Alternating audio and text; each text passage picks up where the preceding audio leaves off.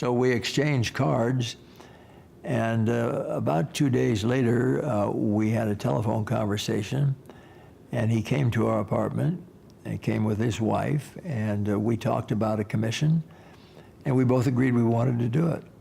And so we went to his studio and saw some maquettes, and he showed us some ideas, and then we agreed to agree. We agreed that we would like to work together.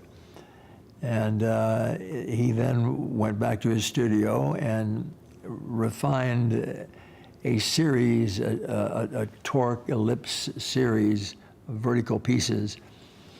And I asked Richard, I said, Richard, how many models did you study before you decided on our design? And he said about 30, which was more than I had expected that he had looked at. I thought maybe he'd just looked at 5 or 6, but 30 different variations is a lot. It's a magnificent piece, and it's a huge piece, and it serves every purpose.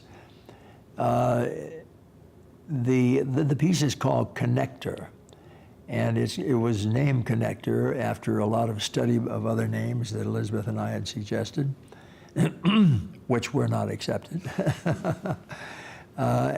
So Richard chose the name Connector because it is a lynch pin. It pulls everything together. And one of the nice things about it is that it's tall enough at 66 feet that as you walk up to it, your eyes go upward. Whereas most pieces, if the piece had been from 10 to 15 feet tall, one's eyes probably would have stayed down.